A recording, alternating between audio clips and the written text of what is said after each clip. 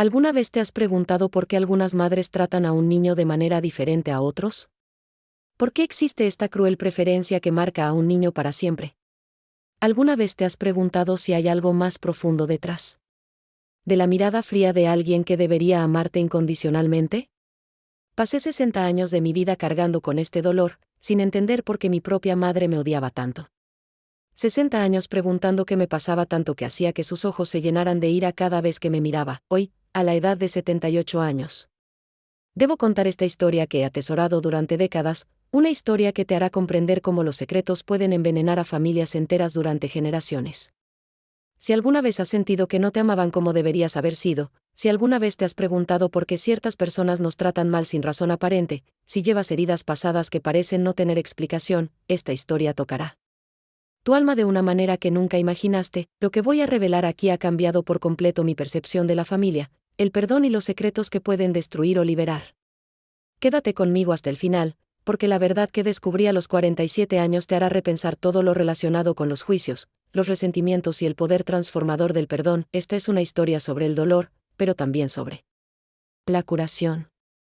Sobre el rechazo, pero también sobre la aceptación. Y principalmente, sobre cómo a veces las personas que más nos hacen daño son las que más sufren por dentro. Mi nombre es Esperanza, y nací en 1946 en un pequeño pueblo del interior de México llamado San Miguel de las Palmas, donde las casas estaban pintadas de adobe vibrantemente y las calles de tierra se llenaban de polvo dorado cuando el viento caliente soplaba desde el desierto de Sonora. Era una época en la que el tiempo pasaba lentamente como la miel goteando de una cuchara.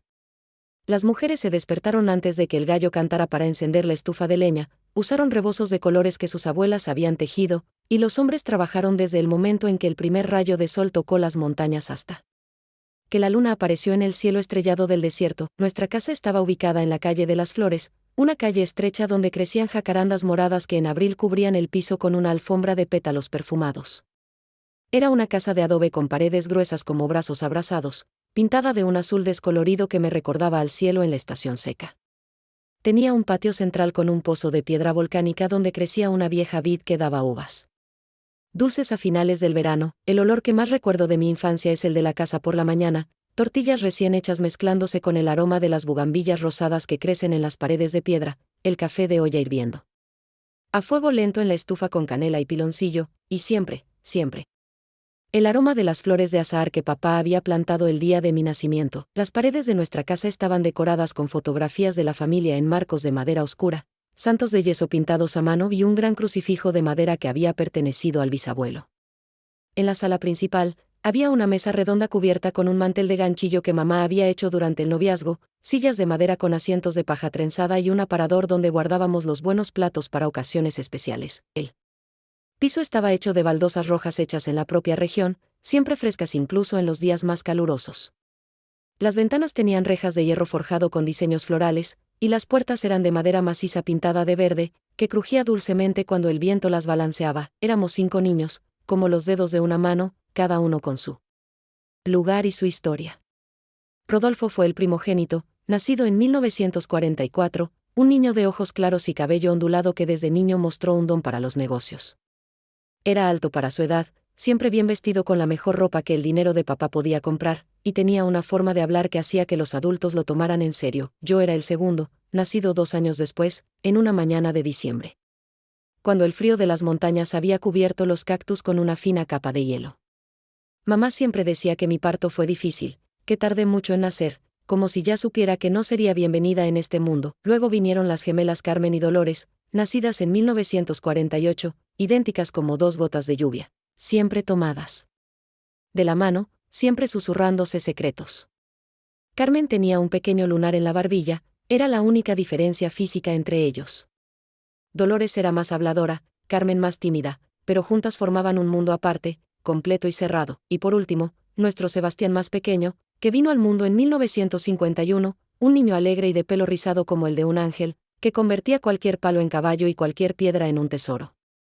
Tenía ojos grandes y expresivos, siempre sonriendo, siempre tarareando alguna canción que inventaba. Papá se llamaba don Antonio Mendoza, un hombre de manos enormes y callosas que trabajaba en la herrería del pueblo. Tenía 42 años cuando nací, un bigote espeso siempre bien arreglado y ojos marrones que brillaban cuando sonreía. Era un hombre de pocas palabras, pero cuando hablaba, todos escuchaban con respeto. Sus manos podían doblar el hierro en el fuego, pero cuando me tocaba, eran delicadas como pétalos de rosa. Medía casi 6 pies de altura, tenía los hombros anchos de alguien que carga peso y una voz profunda que resonaba en toda la casa cuando llegaba a casa del trabajo. Mamá era doña Refugio Herrera de Mendoza, una mujer de severa belleza de 38 años, con el cabello tan negro como la noche siempre atado en un moño tan apretado que le tiraba de las comisuras de los ojos oscuros. Tenía una cintura tan delgada como la rama de un árbol joven y manos que se movían tan rápido como pájaros cuando cocinaba o bordaba. Era más baja que papá, pero su presencia dominaba la casa con una autoridad que nadie cuestionaba. Con mis hermanos, ella era cariñosa como una paloma con sus crías. Cantaba canciones de cuna a los gemelos, ayudaba a Rodolfo con sus lecciones escolares, acariciaba a Sebastián cuando lloraba. Conmigo fue diferente, siempre diferente. Sus ojos, cuando me miraban, parecían ver a través de mí, como si yo fuera un fantasma que la perseguía. Mis primeros recuerdos son de frío y hambre. No frío invernal, porque en San Miguel el invierno era tan suave como un suspiro. Era frío en el alma, frío de aquellos que no tienen el calor del amor maternal para calentarse. Recuerdo una mañana de diciembre cuando solo tenía 4 años. El viento frío de las montañas había llegado durante la noche, trayendo consigo el olor a pinos y nieve lejana. Mamá se levantó temprano, como de costumbre, y comenzó a preparar a mis hermanos para el día. El ritual matutino era siempre el mismo. Primero fue a la habitación de los niños, donde despertó a Rodolfo con besos en la mejilla y dulces palabras: «Despierte, mi príncipe, el sol ya te está esperando». Rodolfo, que entonces tenía 6 años, fue ayudado a vestirse, se peinó con cuidado y se cubrió con un zarape de lana roja que su abuela paterna había tejido con sus propias manos. Luego iría a la cuna de Sebastián, que todavía era un bebé gordito de pocos meses. Lo levantó en su regazo con tanto amor que pude sentir la ternura que emanaba de ella como el calor de un fuego. Le cambió los pañales tarareando suavemente, lo vistió con ropa siempre limpia y suave, y lo cubrió con una manta de lana de oveja que había comprado especialmente para él. Los gemelos, pequeños de 2 años, fueron cuidados como si fueran muñecas preciosas. Mamá los despertaba susurrando sus nombres, los vestía con vestidos idénticos que ella misma cosía, peinaba su cabello fino haciendo 2 trenzas que se balanceaban cuando corrían. Estaban envueltos en rebozos calientes que mamá había comprado en el mercado de San Juan, tejidos con hilos de colores alegres que parecían arcoíris. Esperé mi turno para que me cuidaran, sentada en un taburete de madera que papá me había hecho, con mis pequeños pies colgando en el aire. Observé cada gesto de afecto que repartía a mis hermanos, guardando en su memoria cada beso, cada dulce palabra, cada caricia, soñando que algún día me tocaría a mí. Pero cuando mamá terminaba de vestir a los demás, solo me miraba y decía con voz seca: «Espera, ve a prepararte para el café. Y date prisa, es tarde». No había ropa elegida con cuidado para mí. No hubo un regazo cálido ni besos de buenos días. No había el afecto matutino que la vi distribuir generosamente a mis hermanos. Iba a mi cama, tomaba un vestidito que colgaba de un clavo en la pared, me vestía sola con mis manitas que a veces no podían abotonarse bien y salía al patio. El patio de la mañana era un mundo mágico. El pozo de piedra volcánica estaba cubierto de gotas de rocío que brillaban como diamantes cuando los primeros rayos de sol los tocaban. Las flores de azahar, aún húmedas por la humedad de la noche, exhalaban un perfume tan dulce y fuerte que parecía abarcar todo el espacio. Las gallinas rascaban la tierra húmeda, haciendo ruidos suaves mientras buscaban gusanos y semillas, pero sentí frío, un frío que venía de adentro, incluso cuando el sol ya comenzaba a calentar. Salí a ese patio encantado con mi delgado vestido de algodón, temblando como una hoja seca a punto de caer del árbol, mientras mis hermanos estaban calientes y protegidos. En la mesa del desayuno, la diferencia se hizo aún más dolorosa y evidente. La mesa era grande, de madera oscura, cubierta con un mantel de algodón blanco que mamá lavaba y planchaba todas las semanas. Las sillas eran demasiado altas para mí y necesitaba un cojín para alcanzar el plato. Mamá sirvió primero a papá, como dictaban las costumbres de la época. Le dieron la taza de café más hermosa, la de porcelana blanca con flores azules, y mamá sirvió el café humeante con cuidado para no derramar una gota. En su plato ponía 2 tortillas aún calientes que estaban humeantes, el trozo de queso fresco más marrón que le compramos a doña Remedios, huevos revueltos como a él le gustaba y una generosa cucharada de frijoles refritos. Luego fue el turno de Rodolfo. Mamá lo servía como si fuera un principito: tortilla caliente, queso impecable, huevo bien cocido y siempre algún capricho extra, como un pedacito de piloncillo o una cucharada de miel de abeja que le compramos a los apicultores de la región. Para los gemelos, preparó avena dulce recién ordeñada de nuestra vaca domesticada, Esperanza, que tenía el mismo nombre que yo, pero recibió más afecto que yo. La papilla se servía en tazones especiales, decorados con manchas rojas, y mamá siempre dibujaba un corazón en la superficie con canela en polvo. Sebastián, siendo un bebé, mamó del pecho de mamá, quien lo abrazó con tanto amor que sentí un dolor físico en el pecho con solo mirar. Para mí, siempre quedaba lo que quedaba, la tortilla que se había enfriado y se había endurecido un poco, el trozo de queso más pequeño con bordes secos, la leche que se había agriado un poco durante la noche y tenía ese sabor extraño que me hacía retorcer la cara. Mi taza era la única con una grieta en el mango, que a veces me cortaba el dedo meñique cuando la sostenía, pero me lo comí todo con silenciosa gratitud, porque era lo que tenía, y mi pequeña barriga complacía cualquier alimento. Masticaba lentamente, tratando de que durara más, observando cómo servían abundantemente a mis hermanos mientras aprendía, desde muy pequeño, lo que significaba contentarse con las migas. Espera, comiste demasiado anoche, decía mamá cuando me atrevía a pedir un poco más de comida. Las chicas codiciosas se ponen feas y gordas, y nadie se casa con una mujer gorda. No entendí por qué dijo eso, ya que siempre comí menos que mis hermanos, y mucho menos. No entendía por qué sus ojos se llenaban de esa frialdad helada cuando me miraba, como si yo fuera una espina que se le hubiera clavado en el dedo y no pudiera sacarla. Las tardes eran aún peores. Después del almuerzo, cuando el sol estaba en su punto más fuerte y formaba sombras claras en el patio, todos descansaban en la parte más fresca de la casa. Era la hora de la siesta, sagrada en nuestra región, cuando incluso los pájaros se quedaban en silencio esperando que pasara el calor. Mamá se sentó en su mecedora favorita, una silla de madera con un asiento de paja trenzada que papá le había comprado cuando se casaron. Estaba a la sombra de la vid, donde siempre había una agradable brisa que mecía las hojas verdes. Allí bordaba pañuelos con flores de colores, remendaba ropa con puntadas pequeñas y perfectas, o simplemente se balanceaba lentamente mientras tarareaba viejas canciones que había aprendido de su madre. Rodolfo jugaba a sus pies con soldaditos de plomo que papá había comprado en la feria de San Juan. Organizaba filas, simulaba batallas, narraba historias de héroes y villanos con una imaginación que mamá siempre elogiaba. ¡Qué chico tan listo! Será un hombre importante cuando crezca. Los gemelos durmieron su siesta en una pequeña hamaca que papá había colgado entre dos columnas en el pasillo. La hamaca estaba hecha de hilo de colores y se balanceaba suavemente con el viento, arrullando el sueño de las niñas como una cuna gigante. Mamá siempre iba a comprobar si estaban bien tapados, si no había mosquitos molestándolos, si dormían tranquilos. Sebastián se quedó en el regazo de mamá o en el carrito de madera que papá había construido, siempre bajo su atento y cariñoso cuidado. Estaba cerca, pero siempre a distancia, como un satélite que orbita un planeta sin poder aterrizar nunca. Me senté en el suelo de baldosas frescas, apoyado contra la pared de adobe, esperando una señal, una palabra dulce, una invitación a acercarme. A veces me atrevía a acercarme, a sentarme en el suelo junto a la silla de mamá, con la esperanza de obtener algo de afecto, pero mamá siempre encontraba una tarea para alejarme. Espera, ve a barrer el patio. Está lleno de hojas secas. Espera. Ve a buscar huevos al gallinero. Las gallinas ya deben haber puesto.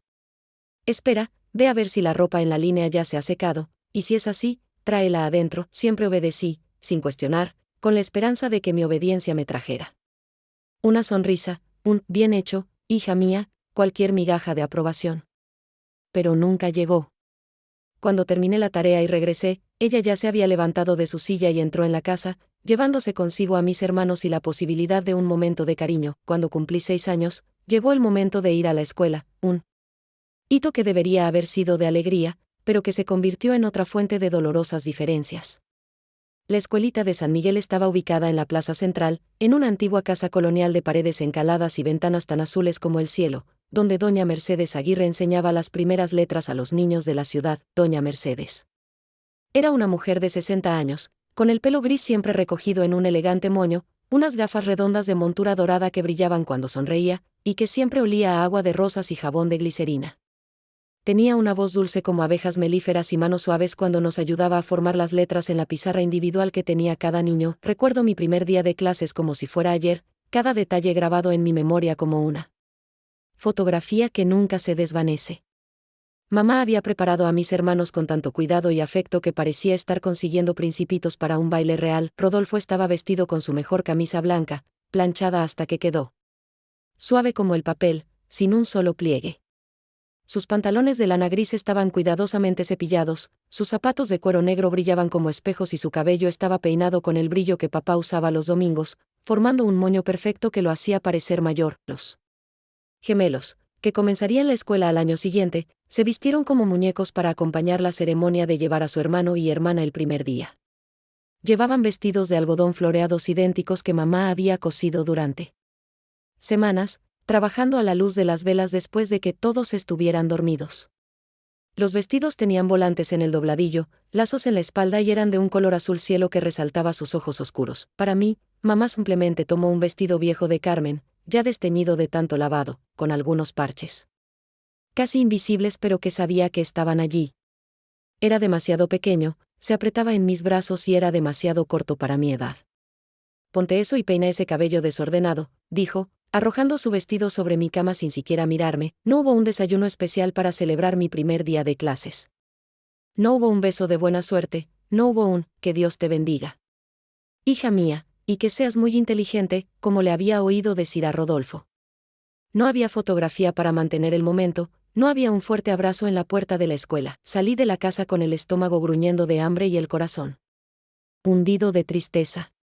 Llevando una pequeña pizarra de madera enmarcada que papá me había comprado, el único material escolar que había recibido, y un trozo de tiza blanca envuelto en un paño viejo, el camino a la escuela era de 10 minutos caminando por las calles de tierra. Pasamos por la panadería de don Evaristo, que funcionaba desde las 5 de la mañana y perfumaba toda la calle con olor a pan dulce y conchas recién horneadas.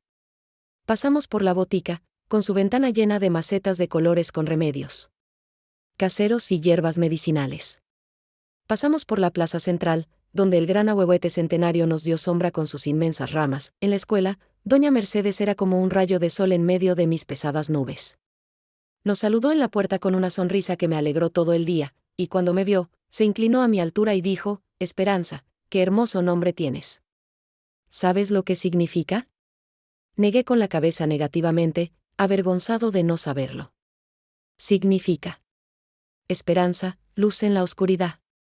Es un nombre muy especial, de una chica muy especial. Por primera vez en mucho tiempo, sentí algo cálido y bueno en mi pecho, como si un rayo de sol hubiera atravesado las nubes oscuras de mi tristeza. Alguien había dicho que yo era especial. Alguien me había mirado con afecto y había visto valor en mí. El aula era grande y luminosa, con grandes ventanales que dejaban entrar mucha luz natural. Había pequeños escritorios de madera barnizada, cada uno con un lugar para sentarse y un estante debajo para almacenar material. Las paredes estaban decoradas con mapas coloridos, dibujos de animales y carteles con el alfabeto en letras grandes y hermosas. Doña Mercedes nos enseñó a sostener la tiza correctamente, a formar las primeras letras, a escribir nuestros nombres en la pizarra. Cuando logré escribir Esperanza, en letras temblorosas pero legibles, aplaudió y dijo, «Bien hecho. ¡Qué hermosa letra!». Era la primera vez en mi vida que alguien elogiaba algo que había hecho, pero cuando llegaba a casa y le contaba a mamá lo que había aprendido en la escuela, simplemente murmuraba, «Eso es bueno», sin levantar la vista de lo que estaba haciendo. Cuando mostraba las letras que había aprendido a escribir en la pizarra, echaba un vistazo rápido y decía, «Ahora ve a lavar esa pizarra y ayuda a poner la mesa para la cena». Nunca hubo preguntas sobre cómo fue mi día, sobre lo que aprendí, sobre si me gustaba el maestro. Nunca hubo ningún interés genuino en mi educación o en mi pequeño progreso. Lo vi irse, con el corazón hecho pedazos, pero seguro de que había tomado la decisión correcta. Mi familia me necesitaba y no podía abandonarlos. El olor de la lluvia que finalmente llegó, fuerte y despiadado, lavó las calles y, en cierto modo, también me lavó las lágrimas. Ese día marcó el final de un capítulo y el comienzo de otro. Me dediqué en cuerpo y alma a mi madre y a mis hermanos. Trabajé incansablemente, ayudando a mi madre en la lavandería, cuidando a los más pequeños, enseñándoles a leer y escribir. El olor a jabón y lejía se convirtió en mi perfume, y el cansancio, en mi compañero constante. Pero en cada sonrisa de mis hermanos, en cada fuerte abrazo de mi madre, encontré la fuerza para seguir adelante. Pasaron los años y la vida, poco a poco, se fue asentando. Mis hermanos crecieron, cada uno siguiendo su propio camino. Ana se casó con un buen hombre y tuvo 3 hermosos hijos. Joao se convirtió en un hábil carpintero, y Pedro, el que llevaba en brazos, se convirtió en un maestro respetado. Mi madre, ya anciana, pero con el mismo brillo en los ojos, vio crecer y prosperar a la familia. El olor a comida casera, pastel de harina de maíz y café preparado, llenó nuestra casa, ahora más grande y cómoda. Los recuerdos del pasado, de esa época de miedo e incertidumbre, todavía me visitaban, pero ya no me perseguían. Eran solo un recordatorio de la fuerza que nos unía, la resiliencia que nos hacía sobrevivir. Y de vez en cuando, el olor a pan fresco me traía el dulce recuerdo de un amor que, aunque no se materializó, marcó mi vida para siempre. Mi madre, María, nunca volvió a mencionar el nombre de mi padre. Era como si lo hubieran borrado de nuestra historia, una mancha que ella prefería ignorar. Pero yo, el mayor, llevaba las cicatrices de esa época. El olor a humo y alcohol, que me perseguía en pesadillas, todavía me hacía despertar sudoroso.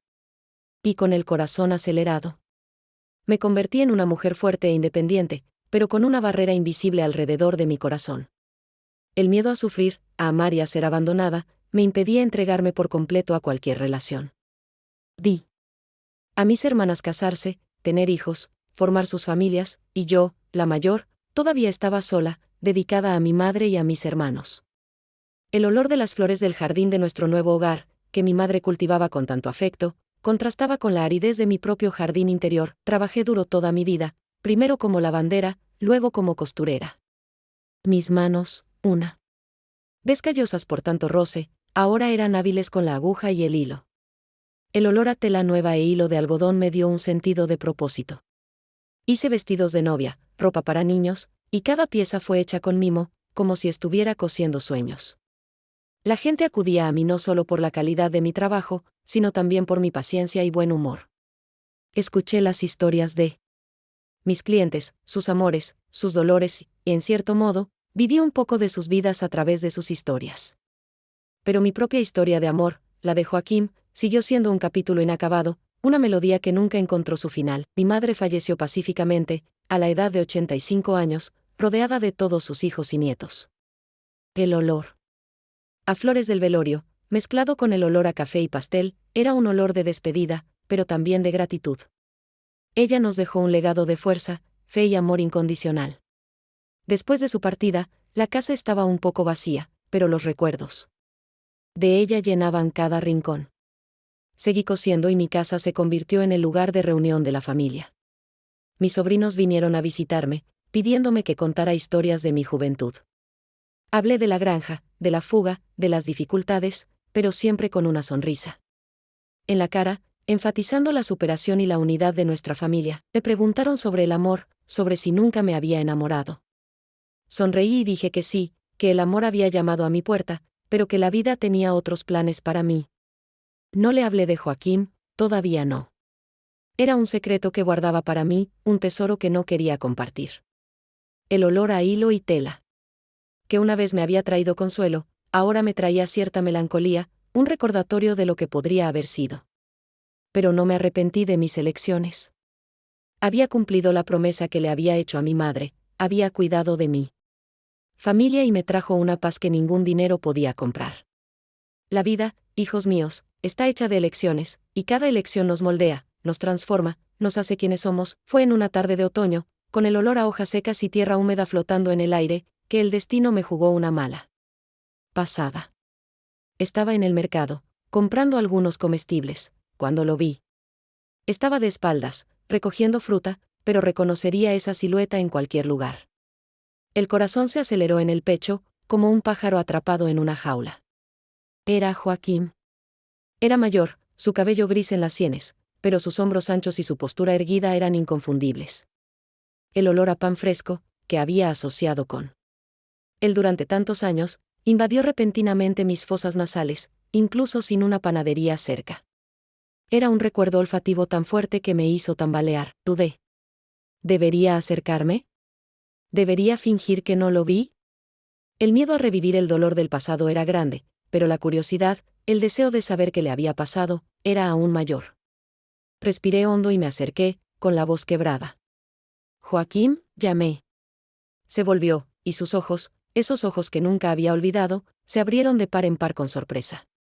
Una lenta sonrisa apareció en sus labios y el tiempo pareció detenerse.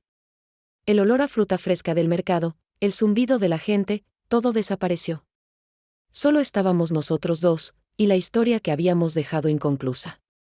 El toque de su mano con la mía, mientras me saludaba, fue como una descarga eléctrica, un reencuentro de almas que se reconocían después de décadas de separación. Ese momento, hijos míos, fue el giro de los acontecimientos que nunca esperé, pero que, en el fondo, siempre quise. Hablamos durante horas, sentados en un banco de la plaza, el mismo banco donde habíamos intercambiado promesas de amor en nuestra juventud. El sol ya se estaba poniendo, pintando el cielo en tonos anaranjados y morados, y el olor a jazmín, que florecía cerca, me trajo recuerdos dulces y amargos. Me contó sobre su vida, sobre la panadería que había construido con tanto esfuerzo, sobre la esposa que había perdido hace unos años y sobre los hijos que había criado. Yo, a su vez, hablé de mi madre, de mis hermanos, de la vida que había construido, dedicada a mi familia. El silencio entre nosotros era cómodo, lleno de miradas y sonrisas que decían más de 1000 palabras. Me preguntó por qué había desaparecido, por qué no me había escapado con él. Yo, con voz ahogada, me hablé de la promesa que le había hecho a mi madre, de la responsabilidad que sentía al cuidar de mis hermanos. Escuchó pacientemente, sin juzgar, y me tomó la mano, un gesto que me brindó un inmenso consuelo. El tacto de su piel, envejecida por el tiempo pero aún familiar, me hizo sentir una oleada de emoción. Las lágrimas corrían por mi rostro. Y él las secó con el pulgar, con la misma ternura que hace años. En ese momento, supe que el amor que sentíamos el uno por el otro nunca había muerto, solo nos habíamos quedado dormidos, esperando el momento adecuado para despertar. El olor a tierra mojada, que se elevaba del suelo después de una ligera llovizna, parecía bendecir nuestra reunión. Nuestras reuniones se hicieron más frecuentes. Vino a visitarme a casa y mi familia lo recibió con los brazos abiertos. Mis sobrinos, que antes solo conocían a su devota tía soltera, ahora veían una nueva luz en mis ojos. El olor a café recién hecho y pastel casero, que alguna vez fue el olor de la soledad, ahora era el olor de la alegría y la compañía. Joaquín me trajo flores, me contó historias de su panadería y me hizo reír como si no me hubiera reído en mucho tiempo. Me recordó a la niña que era, la niña que soñaba con el amor verdadero, y me hizo creer que todavía había tiempo para vivir ese sueño. Pero la vida, hijos míos, no es un cuento de hadas. El pasado, por mucho que intentemos enterrarlo, siempre encuentra la manera de salir a la superficie. El olor a humo y alcohol, que había olvidado, volvió a perseguirme en pesadillas. Me sentí culpable, como si estuviera traicionando la memoria de mi madre, que luchó tan duro para liberarnos de ese infierno. El miedo a que la historia se repitiera, a que el amor me trajera más dolor que alegría, me impidió entregarme por completo. Joaquín notó mi vacilación, y con paciencia y cariño, trató de convencerme de que él era diferente, que nuestro amor era puro y verdadero. El toque de sus manos, mientras secaba mis lágrimas, fue un bálsamo para mi alma. Pero la duda aún permanecía en mi corazón. Fue entonces cuando ocurrió el cambio, hijos míos. El que nunca imaginé, pero que lo cambiaría todo. Nos sentamos en un taburete de madera que papá llevaba bajo la generosa sombra del ahuehuete, y compartimos ese sencillo deleite como si fuera el banquete más fino y caro del mundo. Siempre me dejaba comer primero, esperando que yo diera el primer bocado antes de empezar a comer el suyo. ¿Es sabroso, Florcita?, preguntó, observando mi expresión de placer. Está delicioso, papá, respondí con la boca llena, sonriendo con los labios sucios de mayonesa y chile. Mientras comíamos, me contaba historias de cuando era joven, cuando conoció a mamá, cómo era la vida antes de que yo naciera. Habló de sus sueños de tener un taller más grande, de poder dar una vida mejor a su familia, de ver a todos sus hijos crecer sanos y felices. Papá, le pregunté una vez, cuando tenía 9 años y ya comenzaba a comprender mejor las diferencias en el trato que recibía en casa, ¿por qué no le gustó a mamá como a los demás?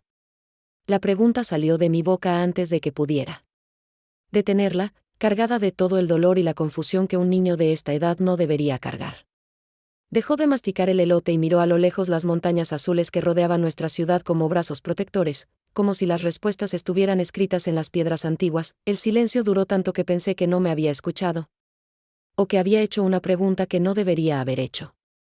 Algunos niños corrieron por la plaza, jugando a la mancha, sus voces alegres resonando a través de los árboles. Un carro tirado por burros pasaba lentamente, con sacos de maíz para el molino. La vida normal de la ciudad continuaba, pero entre nosotros había un pesado silencio cargado de secretos. A veces, dijo finalmente, con la voz más triste que jamás había escuchado salir de su garganta, la gente lleva dolores muy grandes en sus corazones. Dolores que son como espinas de nopal clavadas en el alma, que duelen tanto y son tan profundos. Que la persona no puede pensar en otra cosa, punto. ¿Pero qué dolor puede ser esto, papá? ¿Qué daño le hice a mamá que me odiaba tanto? Me abrazó con tanta fuerza que sentí que quería protegerme de todos los males del mundo, como si pudiera esconderme dentro de su pecho y nunca dejar que sintiera dolor de nuevo.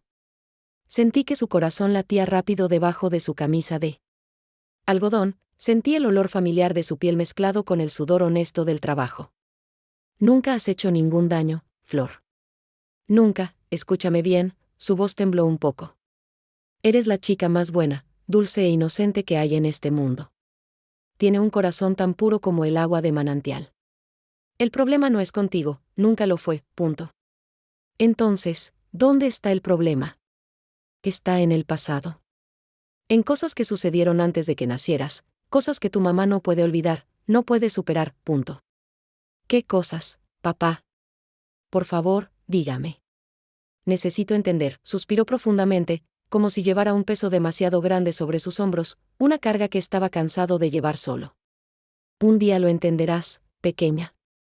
Cuando es mayor, cuando la vida te enseña que a veces las personas hacen cosas malas no porque sean malas por naturaleza, sino porque están sufriendo mucho por dentro, punto. Papá, yo también sufro. Sufro todos los días porque mamá no me ama. Pero no hago mal a nadie. No trato mal a mis hermanos, sus ojos se llenaron de lágrimas que trató de ocultar bajando la cabeza y fingiendo que estaba terminando de comerse el elote. Pero lo vi. Vi las lágrimas de un hombre fuerte corriendo por su rostro barbudo, y me asustó más que cualquier castigo de mamá. Por eso eres especial, mi pequeña flor del desierto, dijo, secándose los ojos con el dorso de la mano. ¿Por qué? Aunque sufres, sigues siendo dulce. Incluso si te tratan mal, no te vuelves malo. Incluso si recibes piedras, das flores. Este es un regalo de Dios, una bendición que no todos tienen. Esos domingos con papá eran como oasis en el desierto de mi infancia. Me hizo sentir valioso, amado, digno de afecto. Durante esas pocas horas, me olvidé de la frialdad de mamá, los castigos injustos, la sensación constante de ser una carga en la familia, pero todos los lunes, cuando volvía a la rutina normal, la realidad volvía a golpearme como un cubo de agua fría. A medida que crecía, las tareas domésticas que mi madre me asignaba aumentaban progresivamente, como una montaña que crece piedra sobre piedra todos los días. Cuando cumplí 10 años, mi rutina diaria se había convertido en una sucesión interminable de pesadas obligaciones que dejaban mi pequeño cuerpo exhausto y mi alma cada vez más cansada y resignada. Me despertaba todas las mañanas a las 5, cuando todavía estaba completamente oscuro y solo se podía escuchar el canto distante de los gallos en los patios vecinos anunciando la llegada de otro día. El frío de la madrugada hacía que mi pequeño cuerpo temblara bajo la delgada manta, pero me levantaba de inmediato, porque sabía que mamá se enfurecería si llegaba tarde, mientras mis hermanos dormían plácidamente en sus cálidas camas. Protegidos por gruesas mantas y sueños inocentes, yo me levanté en silencio como una sombra, descalzo sobre el frío suelo de piedra que me helaba las plantas de los pies, y fui a la cocina a encender la estufa de leña. Encender la estufa fue un arte complejo que aprendí a través de muchas quemaduras dolorosas en mis dedos y mucho humo acre en mis ojos que me hizo llorar. Primero, limpié cuidadosamente las cenizas frías de la noche anterior con una pala pequeña, guardando las cenizas en un balde y luego usándolas en el jardín como abono. Luego puse papel triturado muy pequeño y palos secos que yo mismo recogía. En el patio trasero, encima leña más gruesa que papá cortaba los fines de semana, y finalmente, trozos de carbón que traía de su taller, con un fósforo de madera.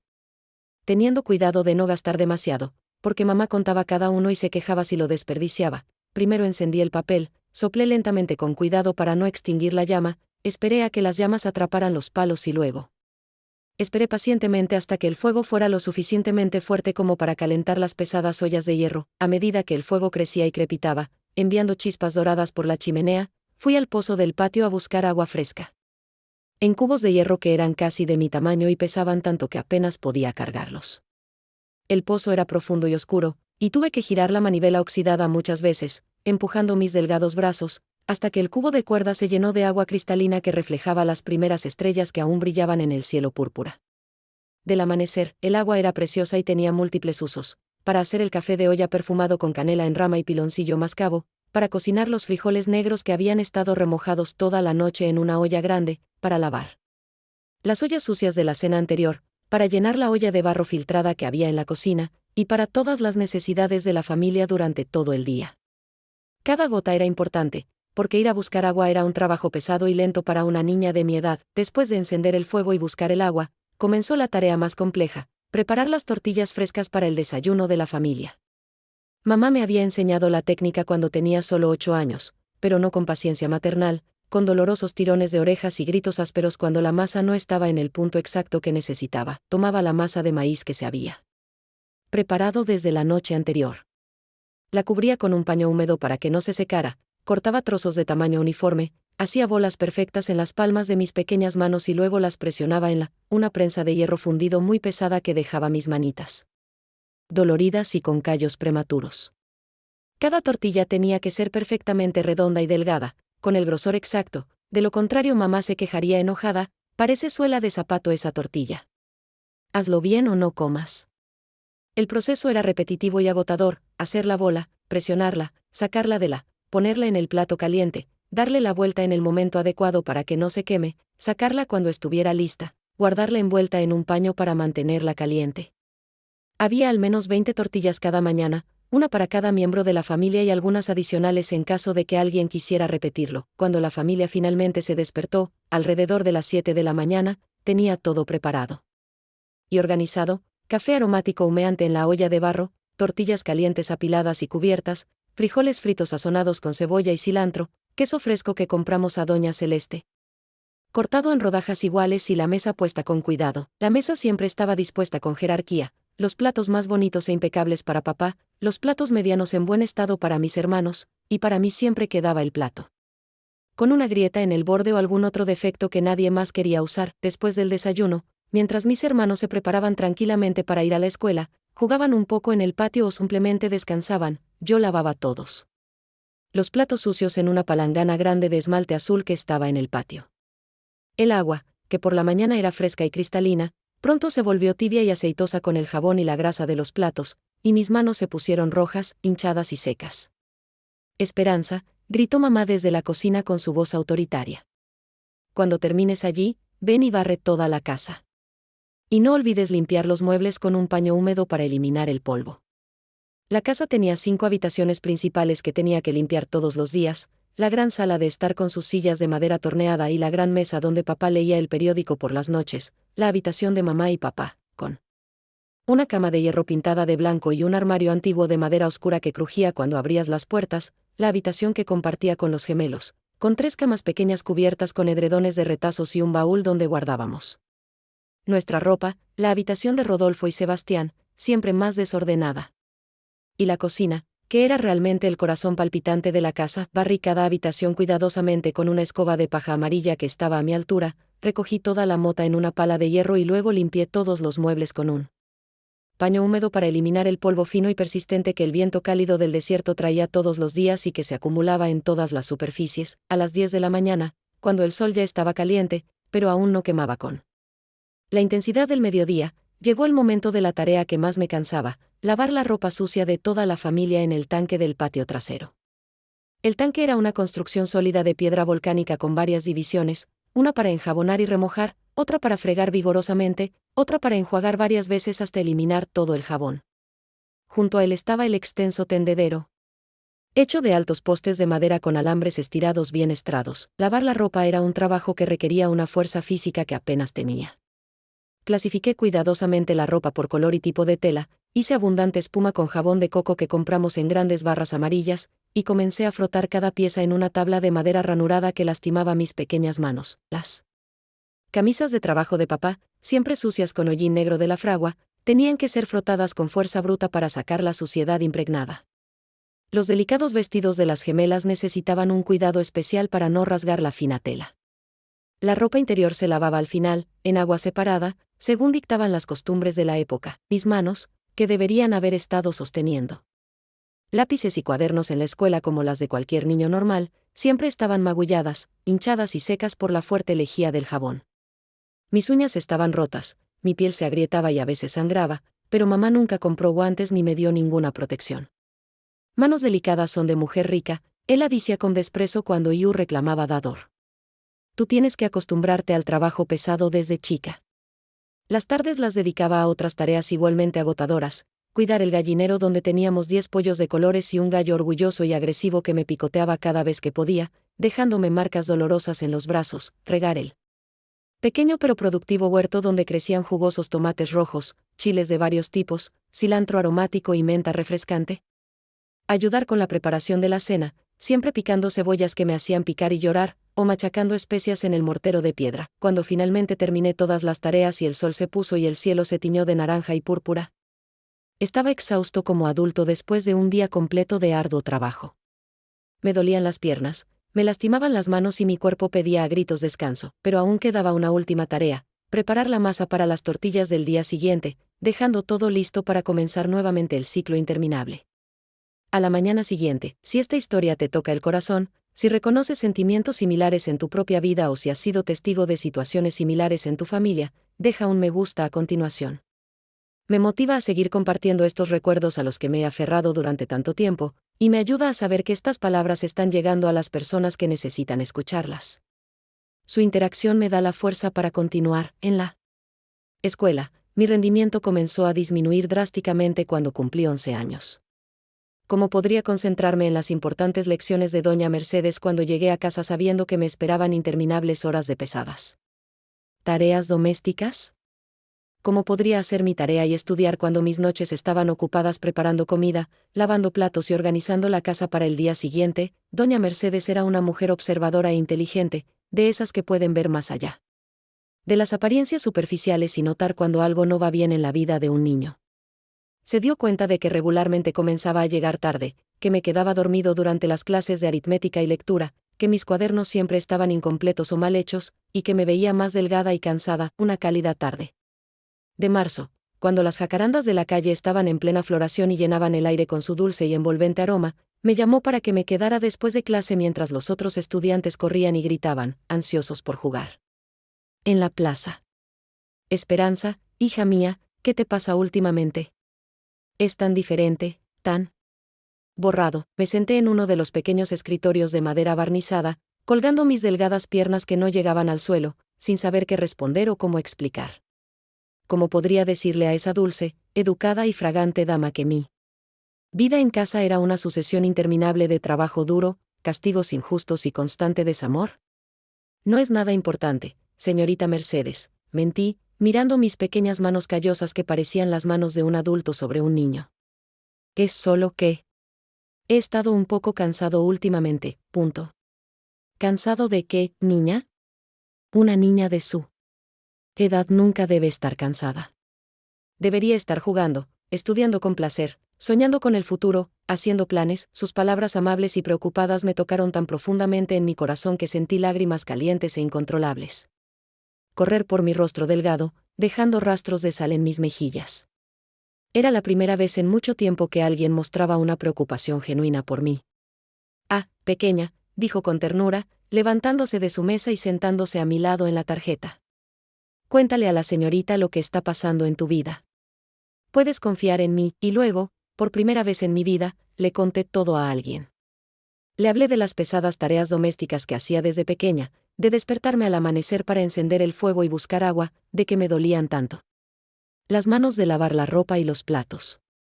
Les hablé de la evidente diferencia de trato entre mis hermanos y yo, de los castigos físicos frecuentes y desproporcionados, del sentimiento constante y doloroso de no ser amado por mi propia madre. Doña Mercedes me escuchó en respetuoso silencio, sus manos suaves y cariñosas acariciando mi cabello despeinado mientras desahogaba años de dolor acumulado. Cuando terminé de hablar, con la voz ronca por el llanto, suspiró profundamente y permaneció mucho tiempo pensativa. Esperanza. Eso no está bien, cariño. Voy a hablar con tu madre. Un niño no puede llevar tanto peso sobre sus hombros, no puede tener tantas responsabilidades. Deberías estar estudiando, jugando, siendo un niño, punto. No, por favor, supliqué desesperadamente, sosteniendo su mano con fuerza. Si hablas con mamá, se enojará mucho conmigo. Dirá que soy un chismoso, que estoy inventando mentiras, y el castigo será aún peor. Por favor, no digas nada. Pero doña Mercedes ya había tomado su decisión, impulsada por una preocupación genuina por mi bienestar. Al día siguiente, a la hora de comer, cuando el sol estaba en su punto más alto y las calles estaban casi desiertas por el calor, se presentó en nuestra casa. Estaba en el patio trasero colgando ropa en el tendedero cuando la vi llegar por la calle polvorienta, elegante y digna con su vestido azul marino bien planchado. Sus zapatos de cuero negro bien lustrados y una sombrilla blanca para protegerse de las inclemencias del sol. Mamá la recibió en la sala principal, le ofreció café aromático y galletas caseras que había hecho por la mañana, y los 12. Sentaron en las buenas sillas de madera torneadas que solo usábamos para visitas importantes. Me escondí detrás de la puerta de la cocina, con el corazón latiendo con fuerza, tratando de escuchar cada palabra de la conversación que decidiría mi destino. Doña Refugio, comenzó doña Mercedes con su voz educada y diplomática, vine aquí hoy porque estoy muy preocupada por Esperanza, punto. ¿Preocupado? ¿Por qué? Preguntó, e incluso sin ver su rostro, podía imaginar que su expresión se endurecía como siempre lo hacía cuando alguien cuestionaba sus métodos de educación. ¿Hizo alguna travesura en la escuela? ¿Te faltaste el respeto? No, no. Es nada de eso. Por el contrario, Esperanza es una chica muy educada y respetuosa. El problema es que regularmente llega tarde, se queda dormida durante la clase, y cuando le pregunto por qué, me dice que se despierta al amanecer para hacer tareas domésticas que son demasiado pesadas para su edad. Hubo un silencio largo y tenso, y pude imaginar el rostro de mamá temblando con esa expresión fría y dura que conocía tan bien, la expresión que aparecía cada vez que alguien se atrevía a cuestionar su autoridad o sus métodos. Maestra, respondió finalmente mamá, y su voz tenía ese tono controlado pero peligroso que reconocí como un presagio de una tormenta. Le agradezco mucho su preocupación, pero la educación de mis hijos es responsabilidad exclusiva de mi esposo y mía. Esperanza necesita aprender desde una edad temprana que la vida no es fácil, especialmente para las mujeres pobres como nosotras. Las tareas domésticas son una parte fundamental de la educación de una niña, punto. Pero doña Refugio solo tiene 11 años, todavía es una niña. Y por lo que observo, los otros niños no tienen las mismas responsabilidades pesadas. ¿Por qué esta diferencia? Cada niño es diferente, maestra, respondió mamá con frialdad. Cada uno tiene sus propias necesidades y capacidades particulares. Esperanza es una niña fuerte y capaz, y necesita aprender sus responsabilidades temprano, punto. Pero esto está dañando seriamente su rendimiento escolar. Esperanza es una chica muy inteligente, tiene una mente brillante, podría tener un futuro prometedor si pudiera dedicarse a sus estudios adecuadamente. Futuro prometedor, interrumpió mamá con una risa amarga. Maestra, con el debido respeto, vives en un mundo diferente al nuestro. Esperanza se casará, tendrá hijos, cuidará de la casa como toda mujer recta. ¿Por qué necesitas tanto estudio? Lo que realmente necesita es aprender a ser una buena ama de casa, punto.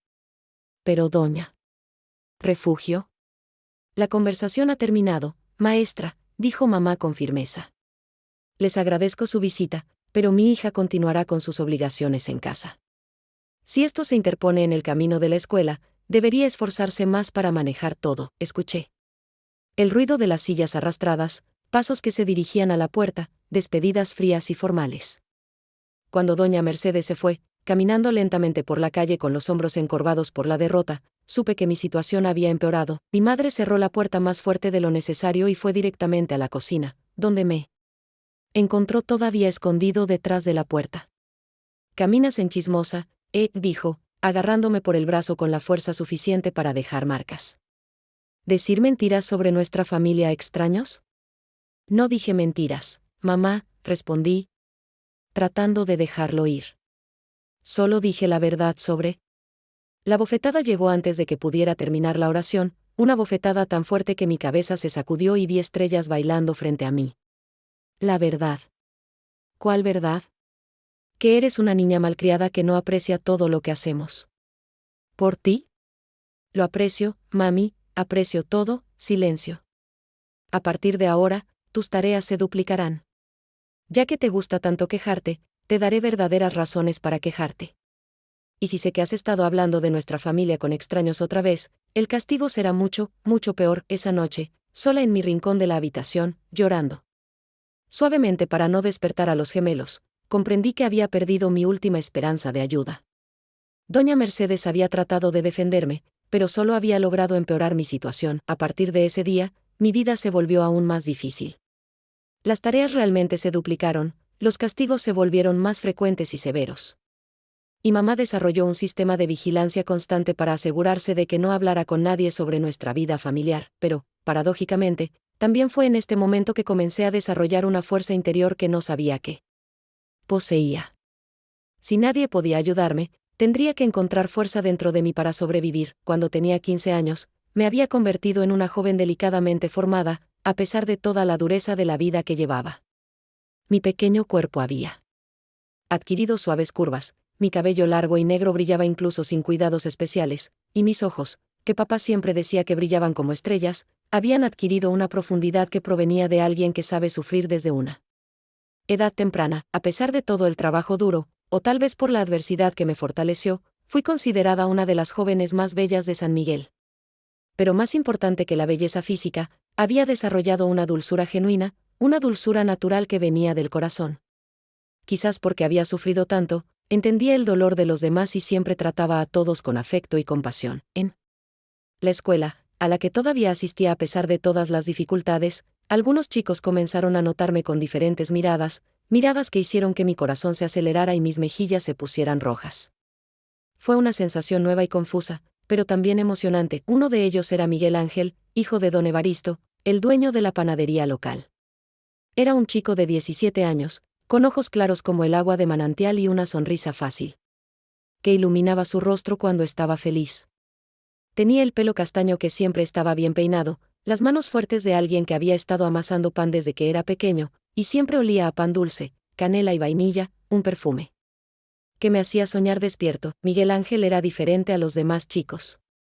Tenía una dulzura natural, hablaba en voz baja y cortésmente, y sus ojos siempre parecían sonreír, incluso cuando su boca estaba seria. Era alto y delgado, con hombros que comenzaban a ensancharse, prometiendo que sería un hombre fuerte. Como su padre, comenzamos a intercambiar miradas tímidas durante la misa dominical, cuando las familias se reunían en la pequeña iglesia de San José. Siempre me sentaba con mi familia en las primeras filas, como era costumbre, y él se quedaba con su familia al otro lado del pasillo central. Durante las oraciones y los cánticos, nuestros ojos se encontraban durante segundos que parecían eternos, y sentía que mi corazón latía tan fuerte que estaba seguro de que todos en la iglesia podían escuchar. Un día, Miguel Ángel encontró una forma ingeniosa de comunicarse conmigo. Su hermana menor, Rosita, de 12 años, estaba en mi clase. A través de él, comenzó a darme notas escritas con letra pulcra, con palabras que hicieron que mi corazón volara como un pájaro libre. Esperanza, decía la primera nota que recibí, escrita en un fino papel perfumado, tus ojos son como 2 estrellas que iluminan mis días. Desde que la vi por primera vez, no puedo pensar en nada más. Guardé esa nota como si fuera un tesoro, escondida dentro de mi libro de oraciones, y la releí tantas veces que las palabras quedaron grabadas en mi memoria para siempre. Siguieron otras notas, cada una más romántica que la anterior. Esperanza, tienes la belleza de las flores que crecen en el desierto, resisten el sol más fuerte y continúan perfumando el mundo con su dulzura. Punto. Si pudiera elegir una estrella en el cielo para que fuera mi guía, elegiría sus ojos, porque me muestran el camino a la felicidad. Punto. Cuando sonríes, incluso desde lejos, es como si el sol saliera 2 veces en el mismo día. Respondía las notas con la misma timidez y romanticismo, escribiendo con mi más hermosa letra en trozos de papel que arranqué de mis cuadernos escolares. Miguel Ángel, tus palabras hacen que mi corazón cante como pájaros en primavera. Punto. Cuando pienso en ti, olvido todas las penas de la vida. Punto. Tus ojos son como el cielo despejado después de la tormenta. Este intercambio de boletos duró meses y viví en un estado constante de emoción y anticipación. Cada día de escuela era una aventura, cada posibilidad de recibir un nuevo boleto era como esperar un regalo. Miguel Ángel se ha convertido en mi secreto más preciado, mi fuente de alegría en medio de tanto sufrimiento, pero los secretos son difíciles de guardar. especialmente cuando vives en un hogar donde una madre vigilante observa cada movimiento con ojos de águila. Un día, mamá estaba ordenando mi parte de la habitación que compartía con los gemelos, algo que rara vez hacía, ya que generalmente era mi responsabilidad mantener todo limpio y organizado. No sé si fue por casualidad o si sospechó algo, pero encontró las notas que había escondido dentro de mi libro de oraciones. Cuando llegué a casa de la escuela esa tarde, encontré a mamá sentada en la habitación con las notas esparcidas sobre la mesa frente a ella. Su expresión era la de una furia que nunca antes había visto, una rabia fría y controlada que era mucho más aterradora que sus ataques de temperamento habituales. ¿Qué es esto, Esperanza?, preguntó en voz peligrosamente baja, señalando los papeles. Mi corazón dejó de latir por un segundo. Todas mis fantasías románticas, todos los dulces sueños, todos los momentos de felicidad que Miguel Ángel me había dado, todo estaba allí expuesto y vulnerable. Son cartas de amor, gritó, levantándose de su silla con un movimiento repentino. Cartas de amor de una niña de 15 años. ¿En qué te habe convertido? Mamá. No hicimos nada malo. Son solo palabras hermosas, sentimientos puros, sentimientos puros. ¿Has escuchado eso antes?, dijo, y sus ojos se pusieron vidriosos como si estuviera viendo fantasmas del pasado. Las muchachas que hablan de sentimientos puros siempre terminan mal. Pero mamá, la bofetada llegó con tanta fuerza que me tiró al suelo. Me ardía la mejilla y me zumbaba el oído, pero el dolor físico era pequeño en comparación con el dolor de ver cómo se rompían mis sueños. Puta. Iguala, gritó, pero nunca completó la frase, como siempre hacía. Cuando estaba muy molesta. Sus ojos se llenaron de lágrimas de ira y sus puños temblaron como si quisiera golpearme más. Se me prohibió estrictamente salir de casa, excepto para ir a la escuela y a la iglesia, e incluso en estos lugares mi madre comenzó a vigilarme de cerca. Miguel Ángel intentó hablar conmigo un par de veces, pero mamá siempre aparecía como una sombra protectora entre nosotros, impidiendo cualquier aproximación. Un domingo por la tarde, después de la misa, Miguel Ángel reunió todo su coraje y se acercó directamente a mamá. Estaba de pie junto a ella a la salida de la iglesia cuando se acercó, se quitó el sombrero de la cabeza cortésmente y dijo con toda la cortesía que su familia le había enseñado: Señora Refugio, buenas tardes. Mi nombre es Miguel Ángel Pérez, hijo de don Evaristo de la panadería. Me gusta mucho su hija Esperanza y me gustaría pedirle permiso para cortejarla honestamente, con serias intenciones de matrimonio. Así es exactamente como se deben hacer las cosas en nuestra cultura. El niño se presenta respetuosamente a sus padres, declara sus intenciones honorables, sigue todos los protocolos sociales. Miguel Ángel estaba haciendo todo bien, de la manera correcta y respetuosa. Pero la respuesta de mamá fue completamente inesperada y humillante. Lárgate de aquí, y él gritó, atraindo a atencao de otras familias que saían da igreja. Mi hija no va a casarse con nadie. Y si te veo cerca de ella otra vez, llamo a tu padre. Miguel Ángel se sonrojó de vergüenza y confusión, murmuró una disculpa, se puso el sombrero en la cabeza y se alejó rápidamente. Quería correr detrás de él, quería explicarle, quería disculparme, pero mamá me sujetó por el brazo lo suficientemente fuerte como para dejarme marcas moradas. No te casarás con nadie mientras yo viva, dijo en voz alta, para que todos lo escucharan. ¿Me oyes? Con nadie. Esa noche, recibí una paliza con el cinturón de cuero de papá que me dejó marcas en la espalda durante semanas. Y peor que el dolor físico fue el dolor emocional de haber perdido mi primer amor, mi primera esperanza de felicidad, mi primera oportunidad de construir una vida diferente. Miguel Ángel intentó enviarme unas cuantas notas más a través de su hermana, pero tuve que pedirle que se detuviera. No podía arriesgarme a otro castigo, tampoco podía ponerlo en peligro. Poco a poco, nuestra mirada a la iglesia se volvió triste y distante, hasta que finalmente se dio por vencido y comenzó a salir con la hija del comerciante de la ciudad. Tenía 15 años y ya había aprendido que el amor era un lujo que no podía permitirme. A medida que pasaban los años, mis hermanos comenzaron a seguir sus propios caminos en la vida, cada uno encontrando su lugar en el mundo mientras yo permanecía atrapado en la misma rutina de trabajo y sufrimiento. Ver tus logros y libertades era como ver volar a los pájaros cuando te cortan las alas. Rodolfo fue el primero en casarse, a los 20 años, con María Elena Salinas, la hija mayor de los dueños de una tienda en el centro de la ciudad. Era una hermosa niña, de una familia bien establecida, con una generosa dote y una educación refinada. El noviazgo duró 2 años, con visitas formales los domingos, intercambio de regalos en festivales religiosos y toda la aprobación entusiasta de mamá. «Qué muchacha tan linda y tan educada», decía mi madre cada vez que María Elena venía a visitarnos. «Rodolfo eligió muy bien. Vas a tener una esposa perfecta». La boda fue un evento grandioso para los estándares de San Miguel. Mamá ahorró. Durante meses, vendió 2 pollos y algunas joyas que había heredado de su madre, y organizó una fiesta que duró 3 días completos.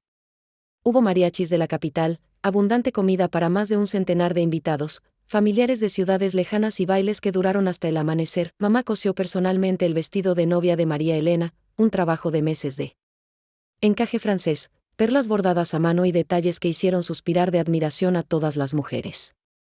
Para Rodolfo, hizo confeccionar un traje nuevo con el mejor sastre de la región. Durante los preparativos para la fiesta, trabajé como esclava. He cocinado para docenas de personas, he lavado montañas de platos, he barrido y limpiado la casa. Innumerables veces, he decorado el patio con flores y papel triturado de colores. Mis manos sangraban de tanto trabajo, pero mamá nunca mostró gratitud ni reconocimiento. En la fiesta, mientras todos bailaban y se divertían, serví comida, recogí platos sucios y me aseguré de que a los invitados no les faltara nada. Llevaba un vestido viejo y reacondicionado, mientras que las gemelas llevaban vestidos nuevos que mamá había cosido especialmente para la ocasión. Carmen se casó 2 años después, a la edad de 18 años, con un maestro de la capital llamado Don Roberto Mendoza. Era un hombre culto, de una familia respetable, que había quedado encantado con la delicada belleza de Carmen cuando vino a dar clases temporales en nuestra escuela. Para Carmen, mamá preparó un ajuar bordado a mano que era una obra de arte. Sábanas con monogramas elaborados, manteles con diseños florales, vestidos de noche con detalles exquisitos. Trabajó durante meses y meses, a veces hasta altas horas de la madrugada, creando piezas dignas de una princesa. Carmen se merece lo mejor, dijo mamá mientras bordaba.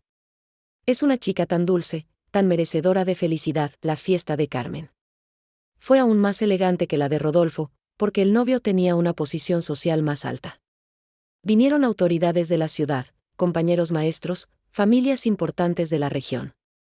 Mamá hizo todo lo posible para impresionar a los distinguidos invitados. Dolores se casó al año siguiente, a los 19 años, con Francisco Morales, un próspero agricultor que poseía tierras fértiles en las afueras de la ciudad y ganado de buena calidad.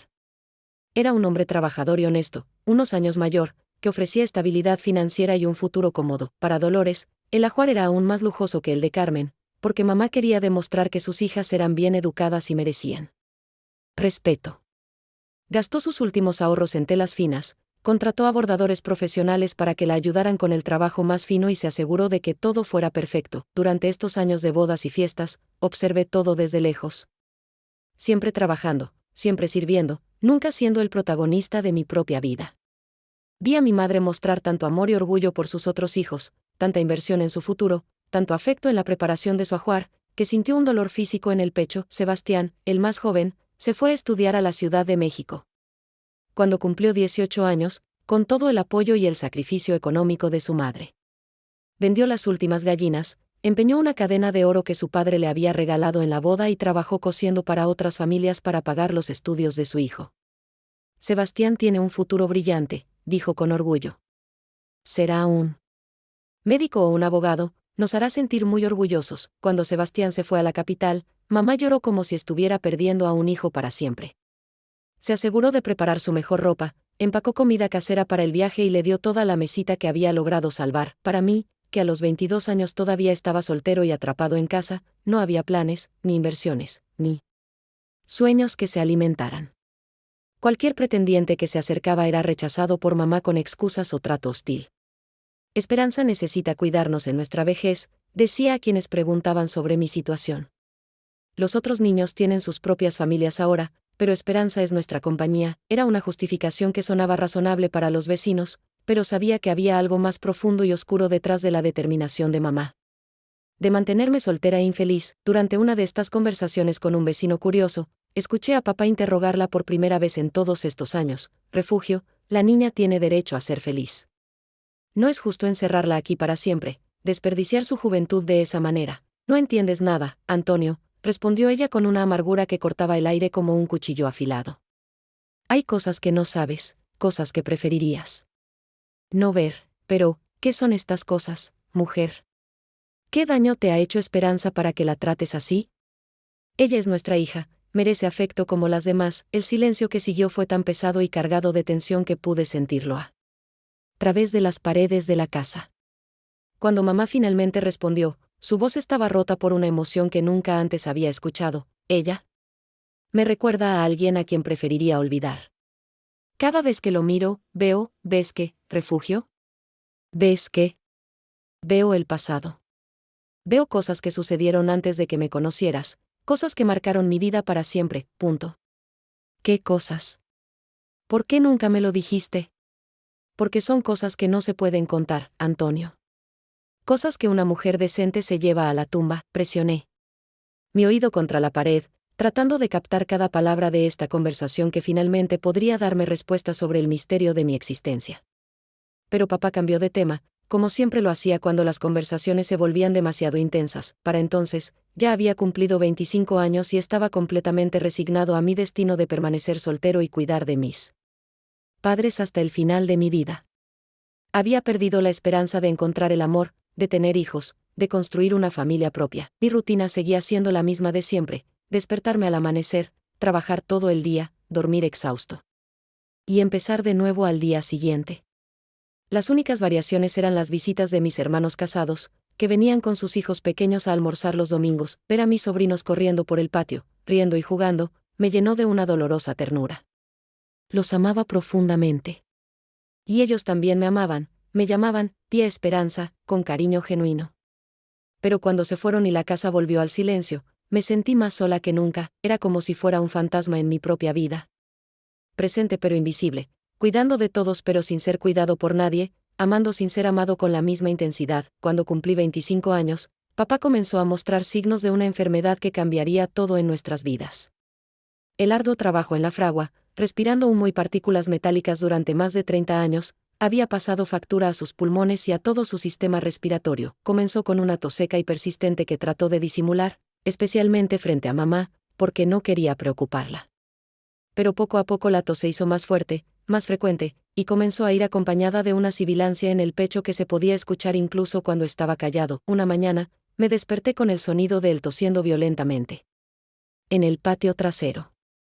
Cuando salí a ver qué estaba pasando, lo encontré encorvado sobre la palangana donde nos lavábamos la cara, escupiendo sangre roja brillante que contrastaba dramáticamente con el blanco del esmalte de uñas. Papá, y grité, corriendo para agarrarlo por los hombros que temblaban con el esfuerzo de toser.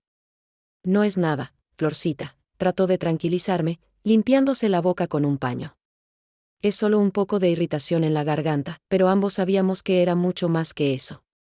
La sangre no mentía, y tampoco la creciente palidez de su rostro. El médico del pueblo, el doctor Ramírez, un hombre de cabello blanco y anteojos gruesos que trabajaba en una pequeña habitación al lado de la farmacia, confirmó nuestros peores temores después de examinar a papá con su estetoscopio frío. Don Antonio, dijo con la seriedad que solo los médicos antiguos saben tener, sus pulmones están muy dañados.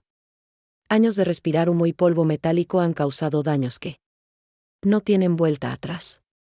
Debes dejar de trabajar de inmediato y descansar tanto como sea posible, punto.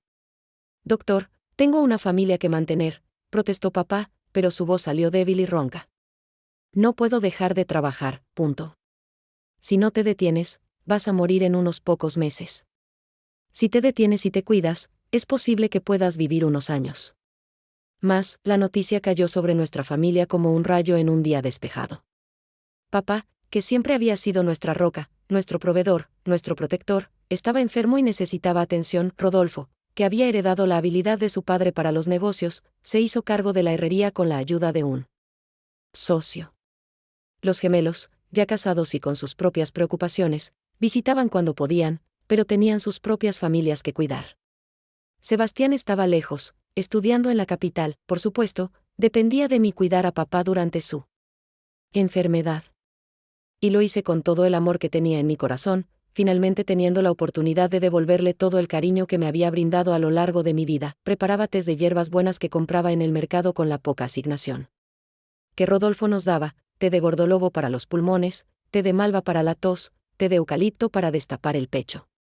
Hizo sopas nutritivas con los mejores ingredientes que pudo comprar, caldo de pollo con verduras frescas, sopa de frijoles con hueso de tuétano, avena con leche y miel. Pasé noches enteras a su lado cuando la tos no lo dejaba dormir, sosteniendo su mano mientras luchaba por respirar, contándole historias de mi infancia para distraerlo del dolor, cantando en voz baja las canciones que solía cantarme cuando era pequeña. Mamá, extrañamente, parecía evitar la habitación donde papá estaba postrado en cama. Entraba rápidamente para llevarle comida o medicinas, pero no se quedaba para hacerle compañía o hablar. Cuando le pregunté sobre esta actitud, se quejó de tener demasiado trabajo en la cocina o de que la habitación estaba demasiado congestionada. ¿Por qué no pasas más tiempo con papá?, le pregunté una mañana después de que ella salió apresuradamente de la habitación. Le gusta cuando hablas con él, punto. Tengo cosas que hacer, Esperanza, respondió sin mirarme a los ojos. Lo cuidas bien. No me necesitas allí, pero me di cuenta de que había algo más profundo en esta habitación. Las pocas veces que se quedó en su habitación, mamá miró a papá con una expresión extraña, como si tuviera miedo o remordimiento. Sus ojos se llenaron de lágrimas que trató de ocultar, y sus manos temblaron cuando lo tocó. Durante los meses de la enfermedad de papá, lo cuidé con una dedicación que no sabía que tenía. Le lavó el cuerpo cuando no tenía fuerzas para levantarse, cambió las sábanas varias veces al día cuando el sudor de la fiebre las empapó, limpió la sangre cuando la tos se volvió demasiado violenta. Fueron meses de poco sueño, de preocupación constante, de ver al hombre que más amaba en el mundo languidecer día tras día. Pero también fueron meses preciosos, porque finalmente tuvimos tiempo para hablar, para conocernos mejor, para que yo expresara toda la gratitud que sentía por él. Papá, le dije una tarde cuando estaba teniendo un mejor día, sentado en la silla junto a la ventana mirando hacia el patio donde habíamos compartido tantos momentos felices. Gracias por ser el padre más maravilloso del mundo. No, Florcita, respondió con voz débil pero cariñosa, gracias por ser la hija más dulce que un hombre puede tener. Has sido mi alegría, mi orgullo, mi luz todos estos años, punto. A pesar de que soy tan diferente de los demás. A pesar de que mamá no me ama como a los demás. Se quedó largo rato en silencio, mirando el pozo en el centro del patio donde había ido a buscar agua tantas mañanas temprano. Cuando habló, su voz tenía una profunda tristeza que me asustó. Esperanza, hay cosas en la vida que son demasiado complicadas para que una niña las entienda. Tu mamá tiene razones para actuar como lo hace. Razones que vienen de muy lejos, de antes de que nacieras, punto. ¿Qué razones, papá? Y por favor, me conte. Soy adulta ahora, puedo entender, punto. No puedo. No es mi historia para contar. Pero debes saber que lo que tu mamá siente por ti no tiene nada que ver con quién eres. Eres perfecto, eres maravilloso, eres digno de todo el amor del mundo. Una noche de diciembre, mientras la luna llena iluminaba la habitación a través de la pequeña ventana que daba al patio, papá me llamó a su cama. Sus manos, una vez tan fuertes y callosas, ahora temblaban como hojas secas al viento. Esperanza, mi pequeña flor del desierto, necesito decirte algo antes de que sea demasiado tarde, punto. No hables así, papá, respondí, sosteniendo sus manos frías entre las mías. Te vas a recuperar. Los tés están ayudando, estás comiendo mejor, no. Se acerca mi momento y hay cosas que debes saber. Hizo una larga pausa, reuniendo fuerzas para continuar. ¿Sobre tu mamá? ¿Sobre por qué te trata de manera diferente? ¿Sobre quién eres realmente? Mi corazón comenzó a latir más rápido. Finalmente, después de tantos años de preguntas sin respuesta, pude descubrir la verdad sobre el misterio que había envuelto toda mi vida. ¿Qué, papá? ¿Qué no soy? Tú no lo eres. Se sobresaltó, pero un violento ataque de tos lo interrumpió. La sangre fresca manchó el pañuelo que se llevó a la boca, y todo su cuerpo se contrajo con el esfuerzo. Cuando la tos finalmente se detuvo, estaba pálido como un fantasma y respiraba con dificultad. Sus párpados estaban pesados y me di cuenta de que estaba perdiendo el conocimiento. Papá. Papá, termina de hablar. ¿Qué no soy? Pero ya se había hundido en un sueño profundo, y a la mañana siguiente, cuando cantó el gallo anunciando otro día, don Antonio Mendoza se había ido al descanso eterno, llevándose consigo el secreto que podría haber cambiado mi vida para siempre. Mamá lo encontró cuando trajo el desayuno. Su grito de dolor resonó por toda la casa e hizo que los vecinos corrieran. Se arrojó sobre su cuerpo, llorando como nunca la había visto llorar, repitiendo, perdón, perdón, perdón, mi amor, perdón, como una oración desesperada. En ese momento, al ver a mamá destrozada por el dolor, entendí que había amado profundamente a papá, a pesar de todos los secretos que guardaba. Y que quizás estos secretos fueron la razón de tanto sufrimiento para todos nosotros. Después de la muerte de papá, la vida en nuestro hogar se convirtió en una existencia oscura y silenciosa. Mamá y yo vivíamos como dos extraños compartiendo el mismo techo, ella inmersa en una profunda tristeza que parecía no tener fin, y yo estaba tratando de procesar la pérdida del único ser humano que me había amado incondicionalmente. Los días se prolongaron monótonos y grises. Mamá pasaba horas sentada en la mecedora de papá, mirando al vacío, a veces murmurando palabras que no podía entender. Continué con mis tareas domésticas, pero ahora parecían más pesadas, más insignificantes, porque ya no había la sonrisa de papá para darme fuerzas. Pasé un año entero en este ambiente de luto silencioso, hasta que un día mamá me pidió algo que lo cambiara todo. Esperanza, dijo una tarde de octubre, cuando el viento comenzaba a traer el frío de las montañas y las hojas de los árboles comenzaban a ponerse amarillas, necesito que organices las cosas de tu padre. Dona lo que puedas a la iglesia, quédate con lo que tiene valor sentimental. Era una tarea que había evitado todo este tiempo, porque revisar las pertenencias de papá hacía que su ausencia fuera aún más real y dolorosa. Pero sabía que era necesario, que no podíamos dejar sus cosas acumulando polvo para siempre. Comencé con el guardarropa, doblando cuidadosamente sus camisas de trabajo, sus pantalones de domingo, sus pañuelos.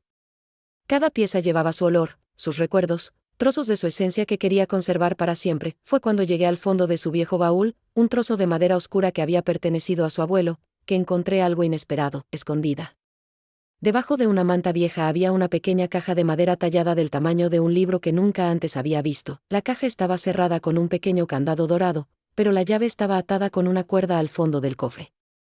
Me temblaban las manos cuando la abrí, como si sintiera que lo que había dentro cambiaría mi vida para siempre. Dentro de la caja había fotografías viejas amarillentas por el tiempo, letras cuidadosamente dobladas y un documento oficial que hizo que mi mundo colapsara y se reconstruyera al mismo tiempo. Era un certificado de nacimiento, pero no mi certificado oficial que yo conociera. En él estaba escrito mi nombre, mi fecha de nacimiento, pero donde debería haber estado el nombre de mamá como madre, había otro nombre escrito con letra pulcra, María Elisa Contreras Herrera. Con mis manos temblando tanto que apenas podía sostener el papel, leí los otros detalles. El padre figuraba como desconocido. El lugar de nacimiento fue San Miguel de las Palmas, pero la dirección era diferente, no era nuestra casa, era una casa en las afueras de la ciudad donde vivían. Tomé una de las fotografías con dedos temblorosos. Era el retrato de una joven de unos 16 años, de una belleza delicada y triste. Tenía mis ojos, la forma de mi cara, mi nariz pequeña. Era como mirarse en un espejo del pasado. En el reverso de la fotografía, alguien había escrito con letra femenina, María Elisa, 1945, a los 16 años. Con el corazón acelerado, abrí una de las cartas. Estaba dirigida a mi padre, fechada unos meses antes de mi nacimiento. Querido Antonio, no soporto más la situación. El niño nace en 2 meses, y cada día que pasa es un tormento para mí. Las circunstancias de tu concepción me causan un dolor tan profundo que ni siquiera puedo mirar mi propio vientre sin sentir náuseas y desesperación. Por favor, cuídala bien cuando nazca. Sé que Refugio ha aceptado criarla como una hija, y estoy agradecida por eso, pero no puedo estar allí. No es culpa de la criatura inocente lo que me pasó, pero no tengo la fuerza para amarlo como debería. Refugio conoce toda la historia. Espero que encuentre en su corazón la bondad de amar a este niño como si fuera su propia sangre. Voy a tratar de reconstruir mi vida lejos de aquí, lejos de estos terribles recuerdos. Con todo mi cariño y agradecimiento, María Elisa. Mi mente luchó por procesar esta información devastadora. ¿Fui adoptado? Pero, ¿por qué tanto secreto? ¿Por qué mamá? ¿Refugio? ¿Me odiaba tanto si ella hubiera aceptado voluntariamente criarme? Seguí leyendo las otras cartas, y poco a poco, como piezas de un macabro rompecabezas, la terrible historia se desarrollaba ante mis ojos. María Elisa era la hermana menor de Refugio, con solo 16 años cuando quedó embarazada. Pero no había sido un embarazo deseado ni el resultado de un romance inocente. Las cartas hablaban de violencia, de un hombre deshonrado, de un crimen que no puede ser castigado por la justicia, una carta de refugio a papá, escrita antes de mi nacimiento, aclaró aún más: Antonio, mi amor, sé que es mucho pedirte que aceptes criar a la hija de María Elisa como nuestra. Pero no puedo abandonar a mi hermana en la situación en la que se encuentra. Lo que ese bastardo le hizo fue demasiado terrible para describirlo con palabras. María Elisa está destruida. No come, no duerme, llora día y noche. Ella dice que no puede sentir amor por un niño que fue concebido tan violentamente. Y lo entiendo, Dios me perdone, pero lo entiendo. Supongamos que el niño es nuestro. Diremos que tuve un embarazo secreto, que quería esperar para estar segura antes de decírselo a la familia. Nadie necesita saber la verdad sobre las circunstancias del nacimiento. Prometo que trataré de amar a esta niña como si fuera mi propia hija. Pero admito que tengo miedo. Me temo que tiene sus ojos, su rostro, sus modales. Me temo que cada vez que la mire, recordaré el sufrimiento de Elisa, pero intentémoslo, mi amor. Por el amor de mi hermana, por la caridad cristiana, démosle una oportunidad a esta niña inocente. Las lágrimas corrían por mis mejillas mientras leía, comenzando a comprender finalmente el misterio de toda mi existencia. Refugio no era mi madre biológica, y el odio que sentía por mí no provenía de algo que yo había hecho, sino del dolor de ver, todos los días, el rostro del hombre que había violado a su hermana. Hubo más cartas, escritas a lo largo de los años. Uno de ellos, de María Elisa de adulta, escrito cuando tenía unos 10 años: querido Refugio, aprendí de conocidos que la niña está creciendo hermosa y saludable. Doy gracias a Dios todos los días por haber aceptado criarla cuando yo no podía. Sé que no ha sido fácil para ti. Sé que cuando lo miras, ves su rostro. Yo también lo veo, las pocas veces que la encuentro en la calle cuando voy a la ciudad. Es por eso que me mudé lejos. No puedo soportar ver mi propio rostro mezclado con el suyo en el rostro de un niño inocente, pero te pido que seas amable con ella, hermana. Sé que es difícil, pero no es su culpa que haya nacido en las circunstancias en las que nació. Trate de recordar que la mitad de su sangre es nuestra, de nuestra familia, no solo de él. Espero que algún día pueda separar al niño de los recuerdos dolorosos y que pueda tener una vida feliz a pesar de todo, con amor y eterno remordimiento. María Elisa. La última carta era más reciente, de hace solo 5 años. Refugio, María Elisa murió hace poco tiempo. Había estado enfermo durante meses, pero nunca se recuperó por completo del trauma que sufrió. Hasta el final, preguntó por su hija, si estaba bien, si estaba feliz. Me pidió que te dijera que siempre te estuvo agradecida por haber aceptado crear esperanza. Y que esperaba que algún día se pudiera decir la verdad, para que la niña entendiera que nunca fue rechazada por falta de amor, sino por exceso de dolor. Adjunto el certificado de defunción de María Elisa y algunas fotografías de ella de cuando era joven, antes de que todo sucediera. Tal vez algún día Esperanza quiera conocer la verdadera historia de su origen. Me senté en el suelo junto al baúl, rodeado de papeles y fotografías, tratando de absorber la magnitud de estas revelaciones. Toda mi vida, todo mi dolor, todo el sufrimiento, finalmente tuvo sentido. Refugio no me odiaba porque fuera malo o inadecuado. Me odiaba porque cada vez que me miraba, veía al hombre que había destruido la vida de su hermana menor. Llevaba en mi rostro los rasgos de mi padre biológico, un violador que nunca fue castigado por sus crímenes, y mi verdadera madre había muerto sin poder conocerme realmente, llevando a la tumba el dolor de haberme rechazado no por amor, sino por un dolor mayor de lo que podía soportar. Me quedé allí durante horas, llorando por todas las pérdidas, por la madre biológica que nunca conocí, por el padre amoroso que murió antes de decirme la verdad, por todos los años de sufrimiento innecesario, por una infancia robada por las crueles circunstancias de mi nacimiento, pero también lloré de alivio. Finalmente, después de 26 años, tuve respuestas. Finalmente entendí que no había nada malo en mí, que no era defectuoso ni desagradable. Solo fui una víctima inocente de una tragedia que comenzó incluso antes de que yo naciera. Cuando se puso el sol y la casa se oscureció, volví a poner cuidadosamente todas las cartas y fotografías en la caja. Sabía que había llegado el momento de confrontar a Refugio con la verdad que había descubierto. Con la caja en mis manos y un corazón pesado pero decidido, me dirigí a la cocina donde ella estaba preparando la cena. Levantó la vista cuando me vio entrar, y cuando vio la caja, se puso pálida como si hubiera visto un fantasma. Así que eso fue todo, dije, con una voz que apenas reconocí como la mía. Es por eso que me odiaste tanto todos estos años. La cuchara que sostenía cayó al suelo con un ruido metálico que resonó en la silenciosa cocina. Sus piernas se debilitaron y se apoyó en la mesa, como si fuera a desmayarse. Esperanza, no, interrumpí, colocando la caja sobre la mesa. Entre nosotros. Ahora soy yo quien hablará. Durante 26 años, me pregunté qué terrible mal había hecho para merecer su desprecio. Me culpé a mí misma, pensé que había algo fundamentalmente mal en mí, que era una niña defectuosa que no merecía el amor maternal. Las lágrimas comenzaron a correr por mi rostro, pero esta vez no eran solo lágrimas de dolor, eran lágrimas de liberación, de finalmente comprender mi propia historia. Me castigaste toda mi vida por un crimen que no cometí. Me hizo pagar, todos los días, por lo que ese hombre le hizo a mi madre biológica. Un niño inocente que paga por los pecados de un padre que nunca conoció. Refugio finalmente se derrumbó por completo. Se desplomó pesadamente en su silla y comenzó a llorar como nunca antes la había visto llorar, sollozos profundos y desesperados que parecían provenir de lo más profundo de su alma. Traté de amarte, logró decir entre sollozos. Lo juro. Por todos los santos que probé. Cuando naciste, le prometí a María Elisa que sería una buena madre para ti.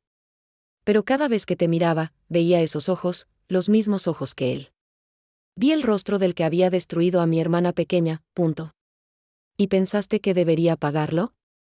¿Un niño inocente que no pidió nacer? Sé que fue injusto, gritó, golpeando la mesa con el puño. Sé que no tuviste la culpa de nada. Pero el dolor era más fuerte que yo, Esperanza. Cuando empezaste a crecer y a parecerte cada vez más, con él, no podía controlar mis sentimientos. Vi a María Elisa llorando, destrozada, y no pude separarte de esa terrible imagen, punto. Entonces, ¿por qué no me dijiste la verdad? ¿Por qué mantuviste este secreto durante tantos años? Porque pensé que sería peor para ti saberlo. ¿Y por qué? Porque estaba avergonzado. Vergüenza de no poder ser la madre que te merecías. Vergüenza de no cumplir la promesa que le hice a mi hermana muerta. Esa noche, hablamos hasta el amanecer por primera vez en nuestras vidas. Refugio me contó toda la historia con dolorosos detalles que había guardado en su corazón durante décadas. María Elisa tenía solo 16 años cuando fue violada por don Francisco, el dueño de la cantina local, un hombre casado y respetado en la comunidad al que nadie se atrevía a acusar. Sucedió una noche cuando regresaba tarde de una fiesta en la casa de un amigo. La arrastró al patio trasero detrás de la cafetería y la obligó, amenazándola con matarla si se lo contaba. Elisa llegó a casa rota, me dijo Refugio, con las manos temblorosas mientras sostenía una taza de café frío. Estaba sangrando, con la ropa rasgada, los ojos vacíos como si su alma hubiera abandonado su cuerpo. Cuando descubrimos que estaba embarazada, quiso suicidarse, punto. ¿Por qué no denunciaron al hombre? ¿Para qué? Era su palabra contra la de él, y él tenía dinero, influencia, amigos poderosos. Elisa era solo una chica pobre de una familia trabajadora. ¿Quién lo creería? E incluso si lo hicieran, ¿qué harían? Nada. Los hombres ricos siempre escapan a las consecuencias de sus crímenes. Refugio me contó cómo toda la familia sufrió el escándalo silencioso. Como María Elisa, languidecía día tras día, negándose a comer, llorando constantemente. Hablando de suicidio. Qué devastados estaban los padres, sin saber cómo ayudar a su hija menor. Cuando naciste, María Elisa ni siquiera podía abrazarte. Te miró una vez y comenzó a llorar tanto que pensamos que iba a morir de angustia. Fue entonces cuando le propuse a Antonio adoptarla oficialmente, punto. ¿Y papá estuvo de acuerdo? Tu padre fue un santo en la tierra, dijo, y por primera vez. En años, sonrió mientras hablaba de él. Nunca cuestionó, nunca se quejó, nunca me hizo sentir como si fuera una carga.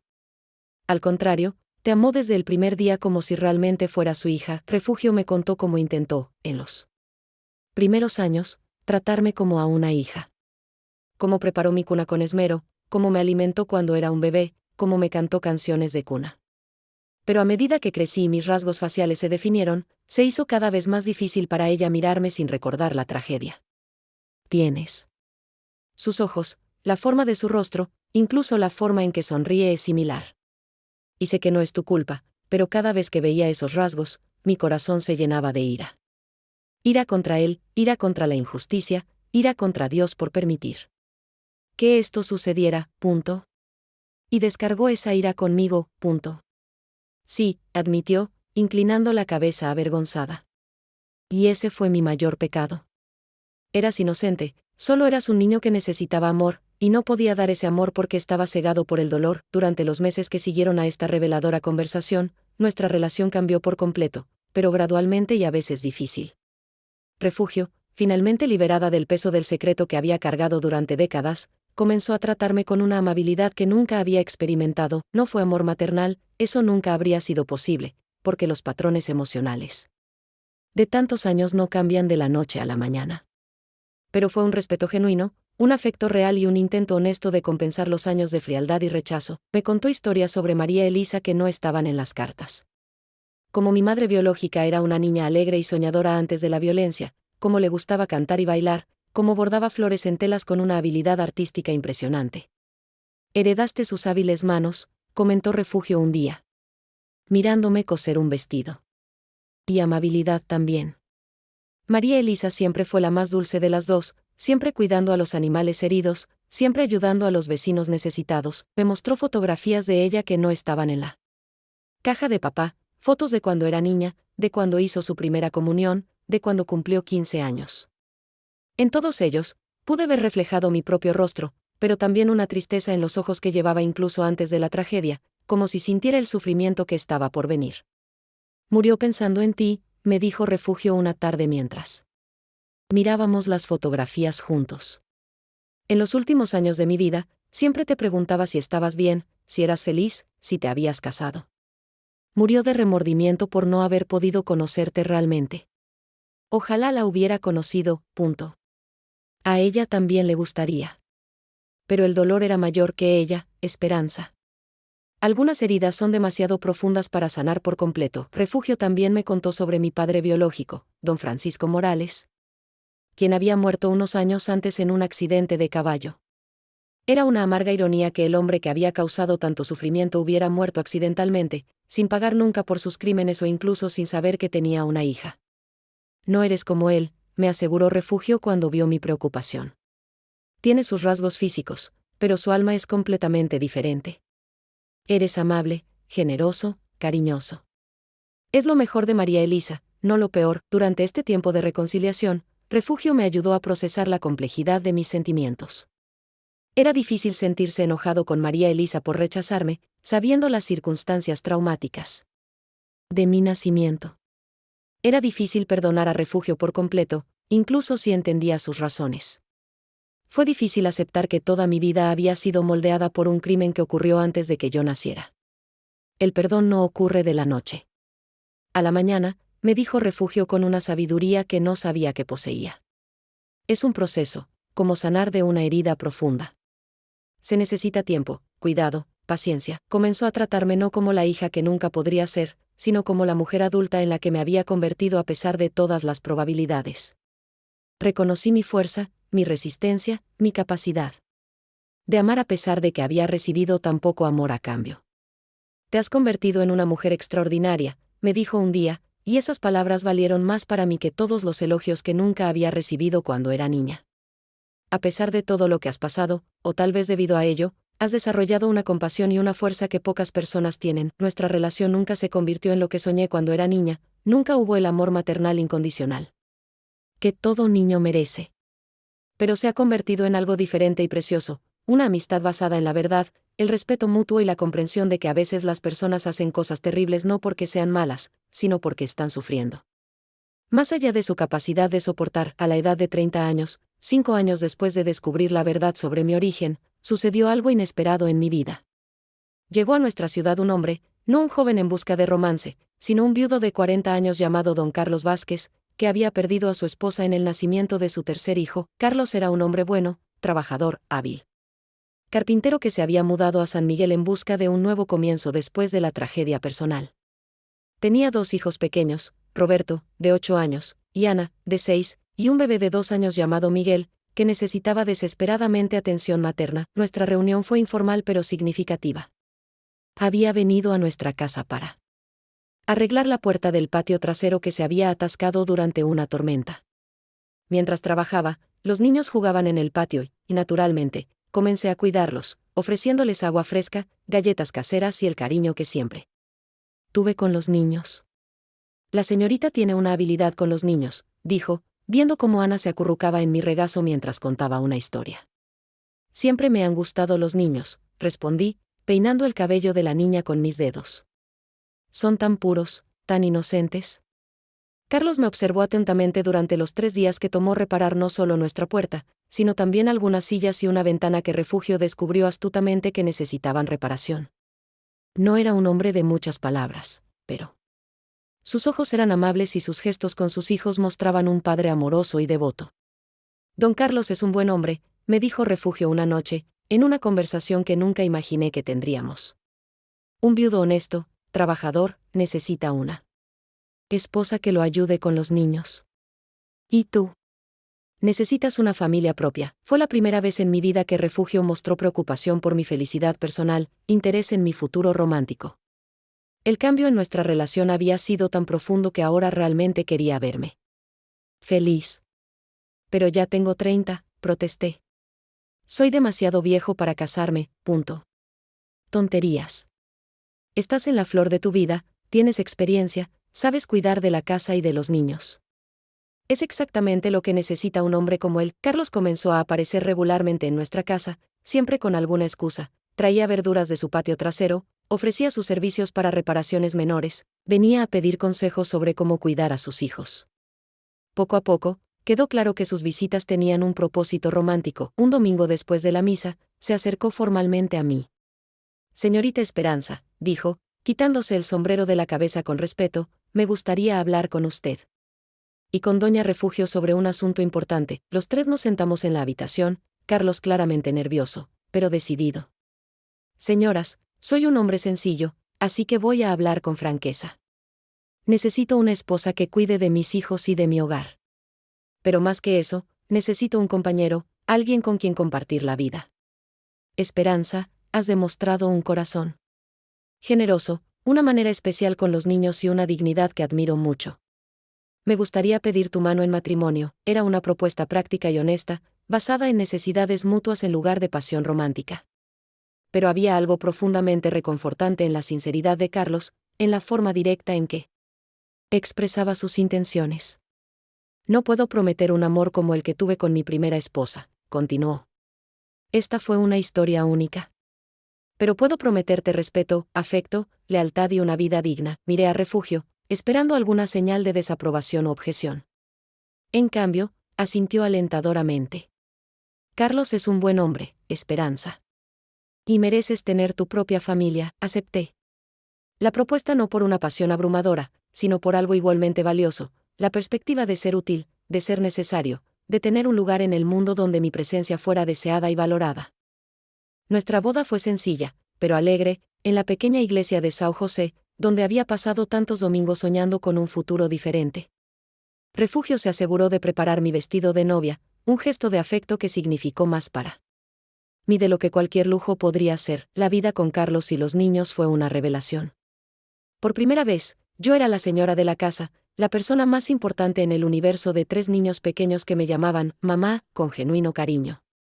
Roberto, Ana y Miguel me aceptaron completamente, sin reservas, sin cuestionar mi pasado ni mi origen. Carlos cumplió todas sus promesas. Nunca me trató como un sustituto de su primera esposa, sino como una persona valiosa por derecho propio. Era cariñoso sin ser romántico, respetuoso sin ser distante, y poco a poco desarrollamos un afecto sólido basado en el compañerismo y el respeto mutuo. Tuvimos 2 hijos más juntos, Isabel, que nació cuando yo tenía 32 años. Y José, que llegó 2 años después. Criar a 5 hijos, 3 que heredé y 2 que engendré, me dio una perspectiva completamente nueva sobre la maternidad y el amor. Con cada niño, descubrí aspectos de mí mismo que no sabía que existían. Descubrí que tenía una paciencia infinita para explicar las lecciones escolares, una energía inagotable para contar historias antes de dormir y un feroz instinto protector cuando alguno de los niños estaba enfermo o en problemas. Más importante aún, descubrí que era capaz de amar incondicionalmente, algo que no había aprendido de mi propia experiencia, pero que brotó naturalmente de mi corazón cuando me convertí en madre. Eres una madre maravillosa, me dijo Carlos una noche, viéndome acunar a Miguel, que tenía fiebre. Natural, instintivo, lleno de amor, punto. Aprendí observando lo que no tenía, respondí. Me prometí a mí misma que mis hijos nunca se preguntarían si son amados. Refugio vivió con nosotros sus últimos años y fue una abuela cariñosa para los 5 hijos. Ver cómo interactuaba con mis hijos, con paciencia, ternura y alegría genuina, me mostró que siempre había tenido la capacidad de amar maternalmente. Las circunstancias de mi origen habían impedido que esta habilidad se manifestara conmigo, pero existía. El día de su muerte, a la edad de 85 años, Refugio me tomó de la mano y dijo: «Perdóname, Esperanza. Siempre has sido una mejor hija de lo que yo fui madre, punto». «Has sido perdonado durante mucho tiempo», respondí, y era cierto. Hoy, a los 78 años, miro hacia atrás y veo una vida que fue difícil, pero que también fue significativa. Crié a 5 hijos maravillosos que crecieron para ser adultos responsables y cariñosos.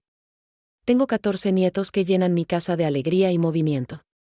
Construí una familia basada en el amor, no solo en la sangre. Aprendí que el perdón no es algo que hacemos por los demás, es algo que hacemos por nosotros mismos.